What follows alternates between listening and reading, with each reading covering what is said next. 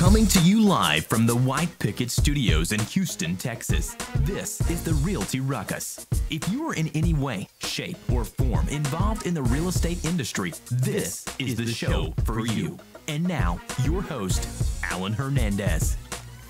Welcome to the Realty Ruckus out of the White Picket Realty Studios. I am your host, Alan Hernandez. Sitting next to me, your producers, David Bonilla, Jabron Hernandez. We are here to make sure that your real estate business is growing right alongside with ours. Don't forget that you can drop all your questions, comments, concerns, anything that you'd like to talk about live on the air right here with us right now. Also, share this with anyone out there who you think could benefit from talking shop, talking real estate with us. In fact, that's what we're here to do. Today we have a great show planned out. What, you've never heard someone say talk shop? I've never heard you say that. Yeah, of course. I've never heard that. I say that all the time. I don't know what you guys are talking about. I like talking shop. That's part of what we do here.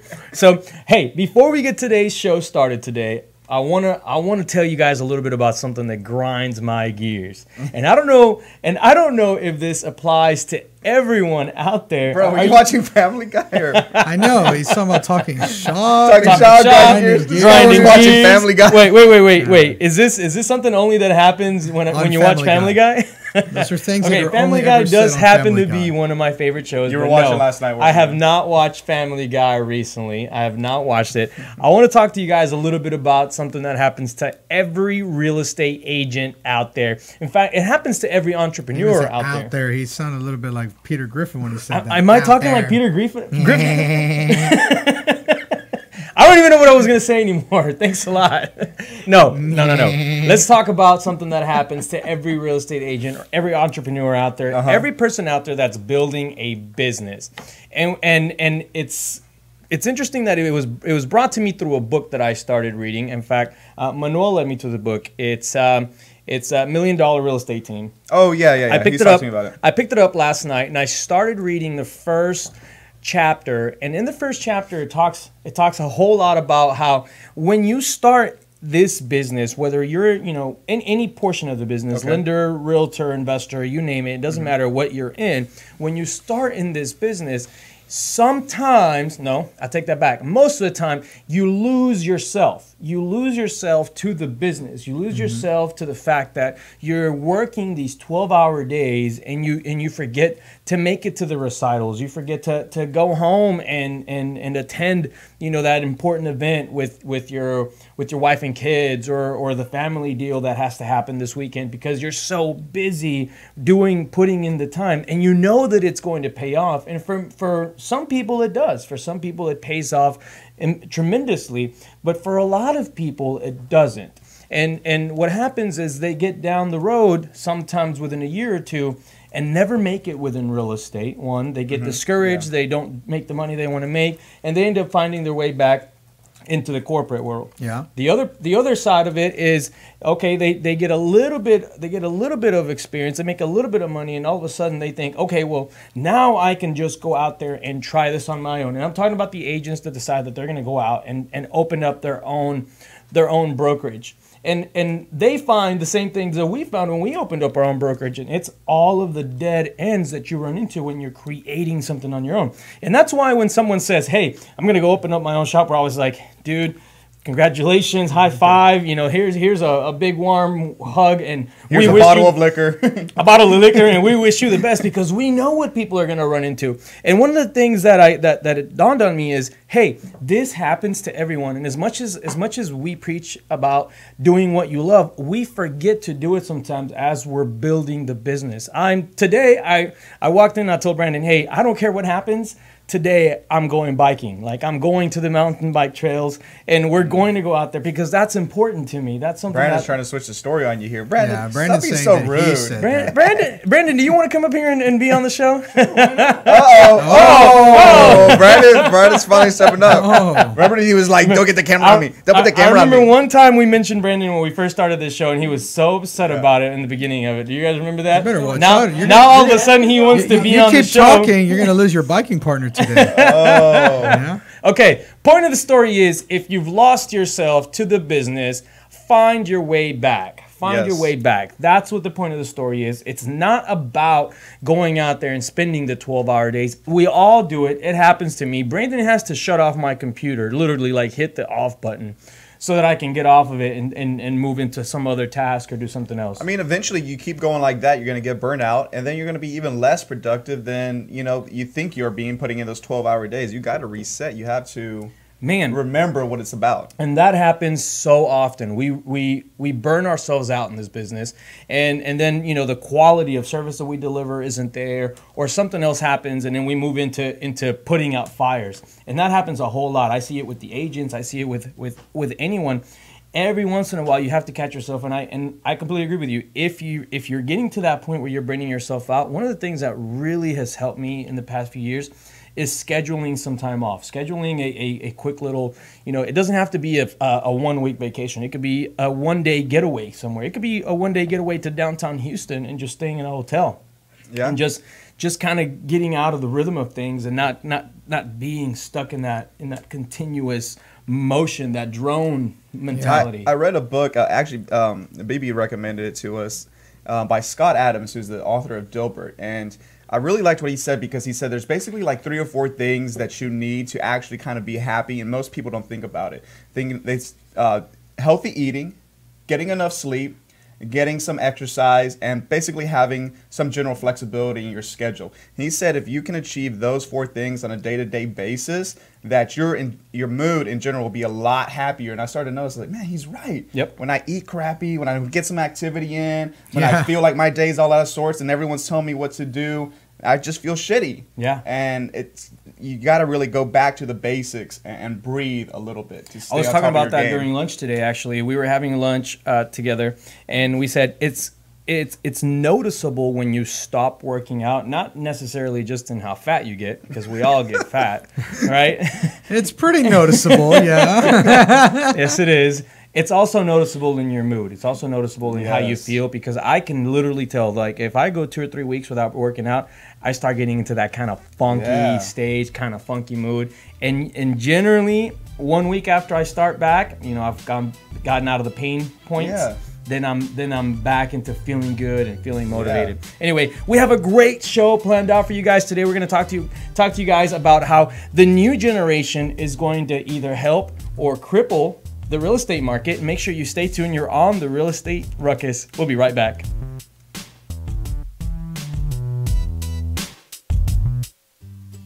Hey Houston, this is Alan Hernandez, and I want to remind you guys to visit our friends over at Quest IRA to learn everything there is to learn about investing with your IRA.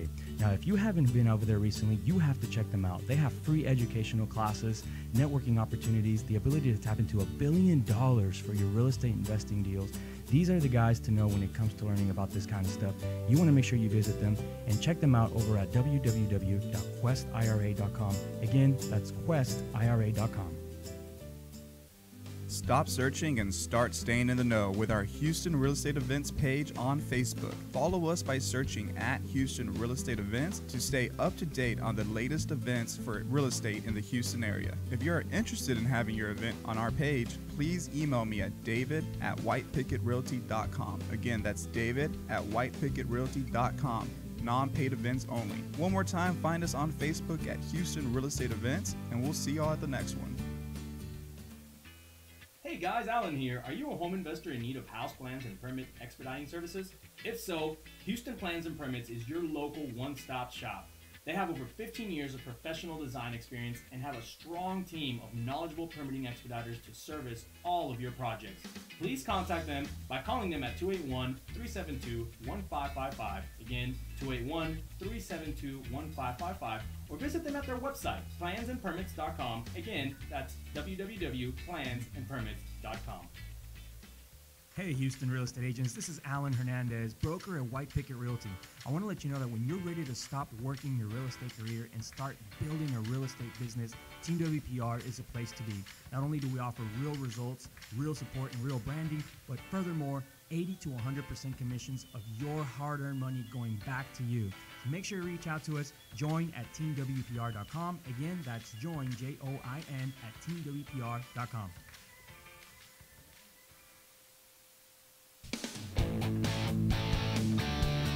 And and we are back on Realty Ruckus. Remember that you can find us live on Facebook and YouTube, where if you chat with us during the show, we can answer your questions live on the air. So we've got some good conversations to talk about today, and the first one has to deal with the fact that housing is just getting ridiculously expensive for everybody out there. Yep. And millennials right now, I'm going to give you guys a stat, and it's just, I couldn't even believe it. But wait. Let me tell a little story first, because this actually has something to do with like our own buyers, the own people that come to us, even our own family. So I was hanging out this weekend. We were hanging out at a barbecue, like a family barbecue, and one of my younger cousins comes up and says, "Hey, I want to buy a house, but I want to wait a couple of years." And I'm like, dude, do you realize what's happening right now? I'm like, houses are already ridiculously expensive for entry buyers, people that are trying to get their first home. If you wait a couple of years, where's it going to be? You know? And what about interest rates? So go ahead. I didn't mean to interrupt you there. This is just something that I literally just went through. Yeah. So it's a really shocking statistic. It's the amount of millennials' income that goes towards rent. It blew me away, because I thought that most landlords went for no more than 33% of income was the requirement. Mm-hmm. And I know there's some landlords, when I was doing property management, depending on your credit history, things like that, we would go as low as 25%. I mean, your rent couldn't be more than 25% of your gross income. So if you have kind of bad credit, you would take it down a little bit? Yeah, you move it down. It's just like with I-10 loans. You know, I saw somebody had an I-10 loan that was a 5% down I-10 loan, but the income ratio was 20%. Yeah. I mean, you couldn't exceed 20%, which is they had to make $150,000 a year to afford a $200,000 house. This is a crazy statistic, though. Millennials right now are spending 45% of their total income on rent. Wow. That's just incredible to me, that almost half of their total income goes towards rent.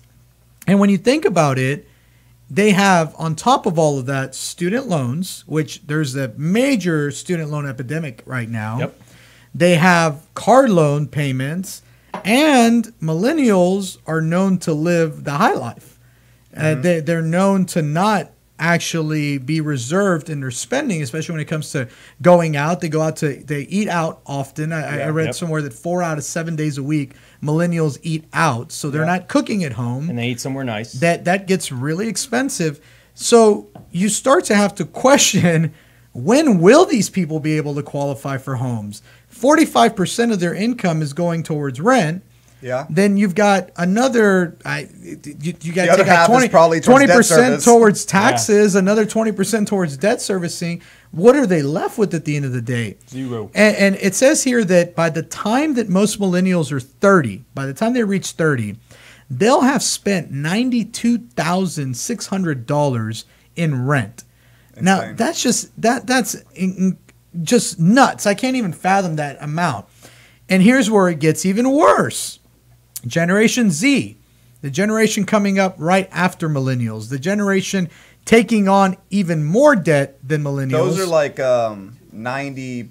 They're 90, like 1997 plus. Oh, 1997. Yeah, it's. Okay. I think that those numbers move around, and no one even knows what year millennials actually stops. Okay, but the younger millennials, the younger ones, the ones that are in college now or graduating high school. That's your generation. The ones that play a lot of video games.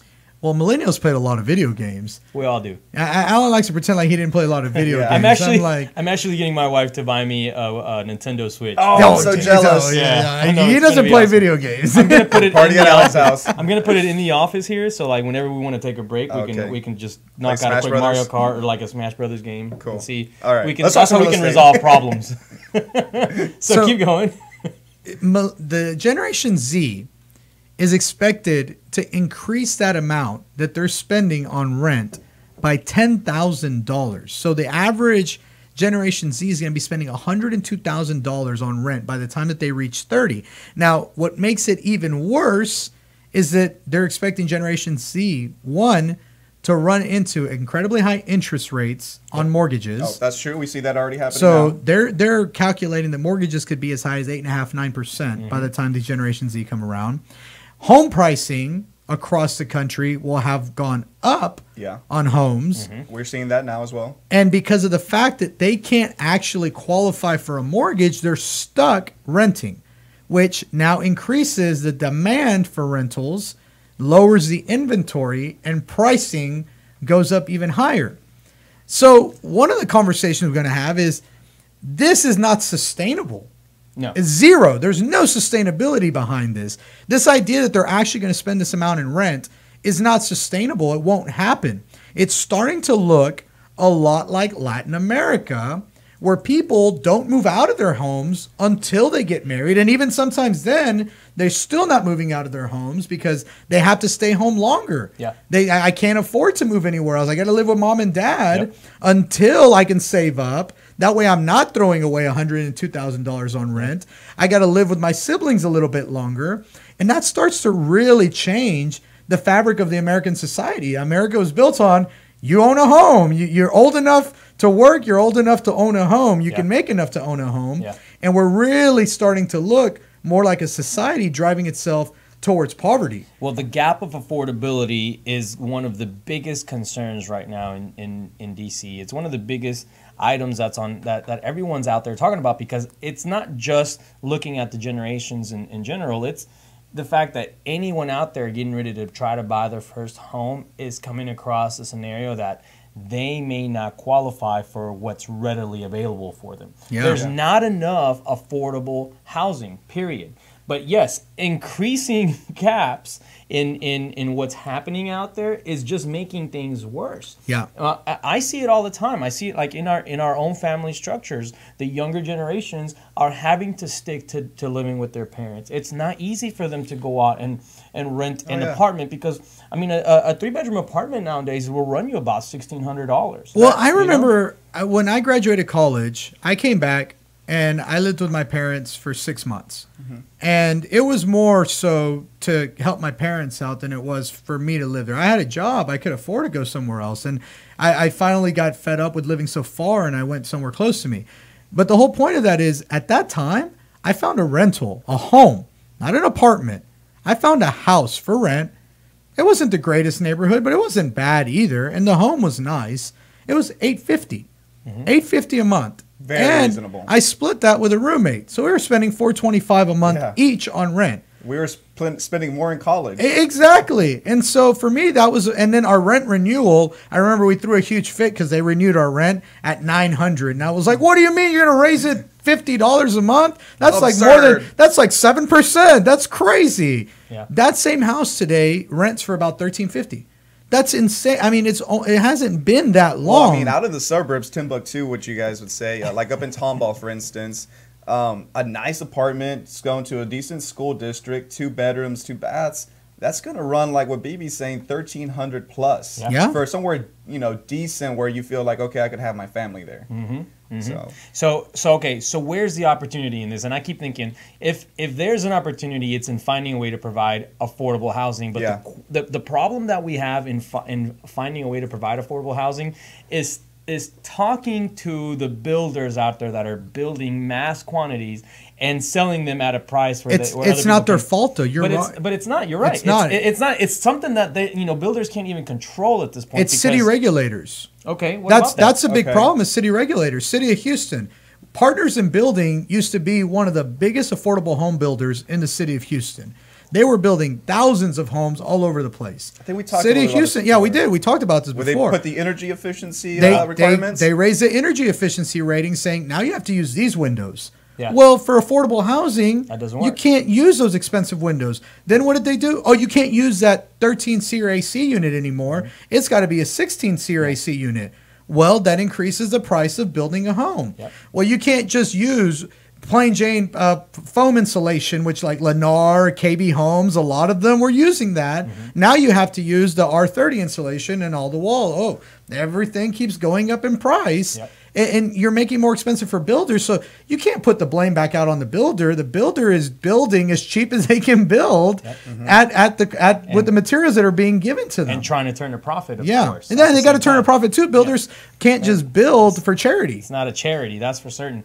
I feel like, I mean, you mentioned this before, I feel like at some point tiny houses will actually telling be you, man, something that will be necessary. If the building materials because aren't what gonna else can you change, do? The building materials can't change.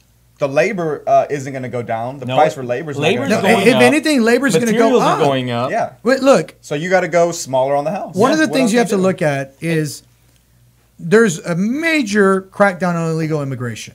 Now, whether you agree with it or not is not the point of this show. The point is it's happening. Yep. People are getting deported all over the place, and it's going to continue to happen for at least the next 2 years of Trump's presidency because it's something that he's really committed to.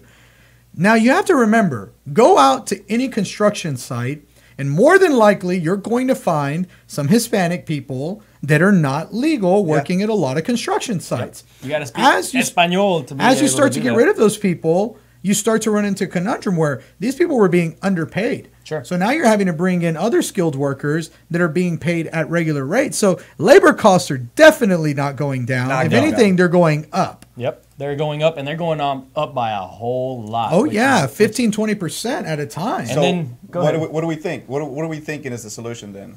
I think you're absolutely right. I think at some point we just have to consider the fact that if we want to fill this gap, if we want to be able to have affordable housing, people are just not going to be able to go out and buy the standard house that people are used to anymore. Yeah. It's just not We going have to to be change possible. the idea of You what have a to standard change the housing idea is. of what a standard house is. I do believe that. And I do think that Americans won't go away from owning a home. It'll just be what kind of home can I own? Yeah. Okay, well, it's going to be smaller. You'll live in a community. You may not have a huge yard to yourself. It may be a lot different, but you will still own that home. And another thing we're actually seeing is the explosion of the RV markets. Have you guys seen any No, I articles? hadn't heard about that. Okay, so yeah, RVs are at an all-time high as far as sales go, and the main demographic contributing to that is actually millennials. So people are starting to say, "Well, shit, I can't find something permanent. Time to hit the Might as road." well get an RV. You know what? I see a lot of people Airbnb-ing their RVs. Oh wow, I hadn't I've seen a lot of that. Yes. Anyway, we'll talk a whole lot more. We'll talk a whole lot more shop when we get back. Talking shop. We have to take a quick commercial break. Stay tuned. You're on the Realty Ruckus.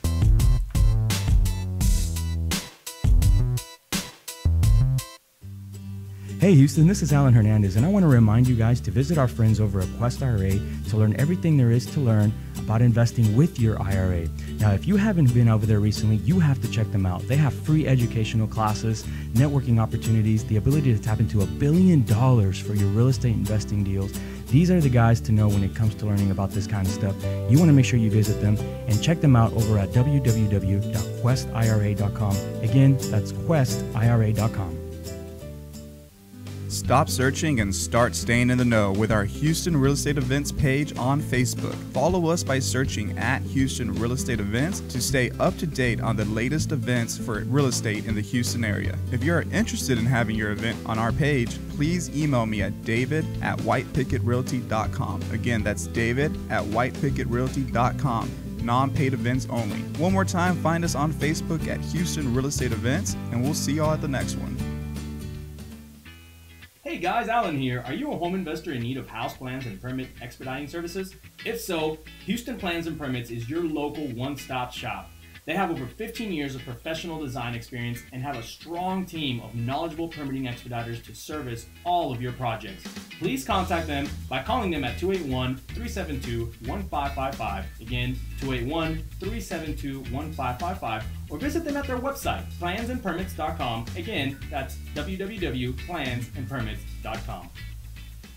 Hey Houston real estate agents, this is Alan Hernandez, broker at White Picket Realty.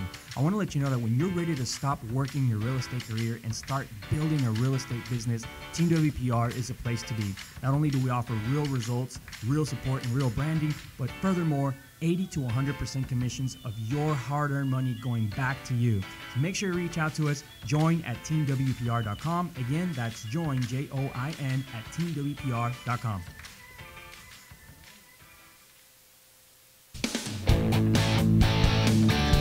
And we are back on Realty Ruckus. Remember that you can find us live on Facebook and YouTube, where if you chat with us live during the show, we can answer your questions live on the air. Now, we get it. Millennials, they aren't going to have the same abilities. Gen Z is going to have even less of an ability to buy a house. Yeah. But let's say you are a Gen Z or a millennial.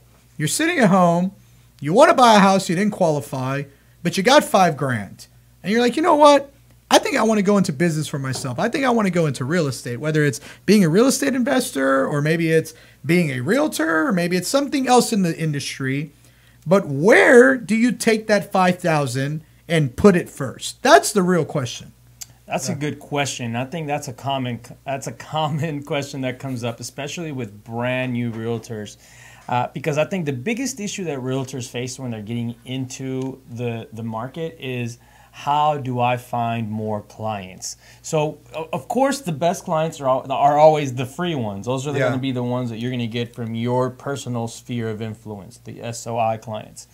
And reaching out to them is the easiest thing you can do, but it's also the one thing that people hesitate the most to do. Yeah. Have you noticed? It's like if you tell a brand new agent, hey, you should reach out to the 100 or 200 people that are in your cell phone, they're like, it's like they freeze. It's like, yeah, I want to, but I don't for whatever reason. But where do they spend the 5,000? So then the next step is, well, if you have some money, and I don't know that most people getting into the business do, but if you decided you could maybe pull a credit card or something and wanted to spend it, I think I'd probably get right into social media, in my opinion. I mean, the thing that people used to do is they'd get in and they'd buy they'd spend it on either creating a website or something, which now most of your brokerages will actually provide you with some sort of page that you can use for yourself, for your leads. So you don't actually have to spend money on that. The other thing is, you used to have to go out there and maybe try to learn to do Google AdWords, but one of the things that we've realized is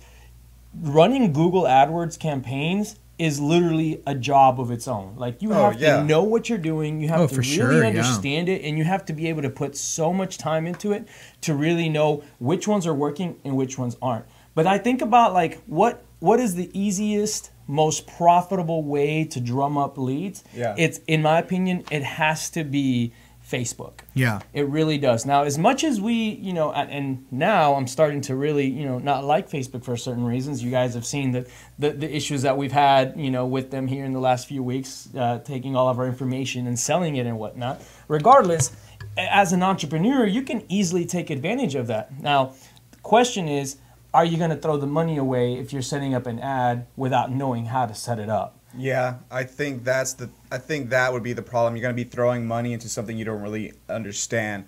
Now, Brandon, he had a suggestion. He had something he wanted to share. He said he would wholesale. He would spend 50% in marketing and the rest in locking in a deal and selling it. Now, I'm going to tell you what the fallacy is there. Okay. Because I see a lot of people do that. I've actually seen people they've got 10 grand and they put all their 10 grand into marketing to get a deal. But they don't know anything about putting the deal under contract. They don't know anything about anything. And so they spend all that money on marketing and they get zero results out of it. Because it's very easy for Brandon to say that, but he's in that environment where he understands and he already knows. If you're brand spanking new and you're like, okay, well, I've got 5 grand. I heard postcards are a great idea. Let me go do $5,000 worth of postcards. You're probably going to come out of that with zero. So it sounds like you're kind of leaning towards educating yourself. I would say you need to take that money, spend some of it on educating yourself, find a really good mentor, partner, whatever you want to call them, somebody to make sure that you're not going to lose your ass and go in that direction. And as crazy as some people are like, oh, that's crazy to spend money on a mentor. I can learn everything from a book. And no, the reality is you can't, because one, there's no litmus test for those books. There's no way to say the person who wrote that book is actually telling the truth. And a lot of the time, the people who wrote those books are full of shit. Yeah. They're not telling the truth. So you really want to find somebody who has actual experience out in the field. You see them doing it. They know what they're doing, and they can kind of guide you. And if you're going to spend that $5,000 anywhere, that's where I would put it. I'd put it into that guidance and then save a piece of that to put into marketing. And if you have a good mentor, then they'll tell you, hey, save some of it for your marketing. This is what we're going to do. This is how we're going to get you a return. Yeah, absolutely. So some suggestions from our listeners. Charlie Osorio says, spend it on learning how to run your own paid social media ads. That's a great suggestion. Actually educating yourself before jumping in, because I'm going to tell you guys something. Notice he said social media ads and not Google AdWords. Yeah. No, social media is definitely the best one. It's one of the easier ones you can learn. It's something that you can pick up in approximately 6 months or so. If you start doing some testing, some A/B testing, you can figure out what works for you. And finding buyers through social media seems to be the easiest market to approach and actually see some returns on. Yeah, but at the end of the day, you want to make sure that you actually know what you're doing. Because Facebook will make you think that you know what you're doing. Oh, boost this post. Oh, just click here. It's so simple. We choose the audience for you. We chose a good post. All you got to tell us is how much you want to spend. It's kind of like when you want to run a Google AdWord and they call you and tell you, hey, I'm going to have a Google AdWords specialist call and they make you feel so warm and fuzzy. Set up your AdWords. And then the Google AdWords specialist calls you and they're like, what's your budget? And you're like, $5,000. They're like, oh, well, you're not going to get much for $5,000. You got to spend $10,000. Or they tell you, okay, $5,000, great, we're going to run it for you, and then 4 days later, you're out of budget, and you're like, wait a minute, where did my $5,000 go? I got nothing out of it. Absolutely. So I do agree with Charlie that probably education is going to be one of the best places you can really spend some money on, and going out there understanding how to run it, where to run it, when, all of the details, and then spending a portion of what's left into actually running. And I would say, just to narrow down that education spectrum even a little bit even further, is instead of just getting like educated in general knowledge, really find someone that can educate you on systems that you can run yourself that will eventually get you down to point to success. I think that's more important than just, you know, like buying books or something and gathering general knowledge. Really investing in a system that you can stick to and follow. Look, I like reading the books. I'm consistently reading. I see you guys consistently reading on something, but you're right. When it comes to the real estate books, they're always going to give you just a portion of the truth. It's like Leo's asking for an encore. He says show's got to go longer than 30 minutes. Come on, guys. Leo, you don't know how much energy that takes. Leo asked a really interesting question. He said, "What are you guys going to do when real estate homes are hard to sell?" Real estate homes are already hard to sell, man. They're difficult. It's not easy to sell them. You don't throw them on MLS and all of a sudden they're sold. You still have to put some thought and some marketing into it. And sometimes even when you do all that, they're difficult to sell. I think that it's going to continue with the same trend as right now. As long as it's a nice house and it's move-in ready, doesn't need a bunch of repairs. Millennials have gone away from the fixer-upper. For a second, it looked like they were going to go that way. No. They hate that shit. They don't want to do it. And Gen Z wants to do it even less because they don't understand any of it. Nope. They didn't get any of those skills. They're like, drywall? Why is the wall dry? Wait, I got to pick up a hammer? Yeah. What's a hammer? There's a door? What is the doorbell for? Absolutely. And we had a meeting yesterday with a referral client, and she said the same thing. She said, I do not want to touch a thing. I just want to find something that's ready to move in and not have to touch anything on it. And I think we see more and more of that. All right, we're running out of time. We're out of time. I feel bad because Leo wants more of this. Real quick, events tonight, Capital Concepts, Chapman and Kirby, 5:30 to 8:30. Monday, our big Team WPR Summit, 8:30 to 1. Hit me up for a special invite if you're a realtor or a student. That is an invite-only event unless you're a WPR agent. Of course. David at whitepicketrealty.com. Then we have Real Estate Industry Mixer hosted by Jeff Emerson and AMI Lenders at the Midtown Block Party, April 4th. And finally, April 11th, the Real Estate Rally. The big one, guys. Almost 400 real estate professionals, free beer, free food. Wow. St. Arnold's Brewing Company, 6 to 9 p.m. I'm sure I'm going to see you guys at one of those events. That's going to be a phenomenal event. Make sure you guys put that on your calendar. Unfortunately, our time is up, but we will continue to show up on your screen every Tuesday and Thursday from 1:30 p.m. to 2 p.m. where we discuss everything that has to do with real estate, where we talk shop and make sure that your real estate business is growing right alongside with us. Don't forget to keep up your ruckus, and we'll see you next time.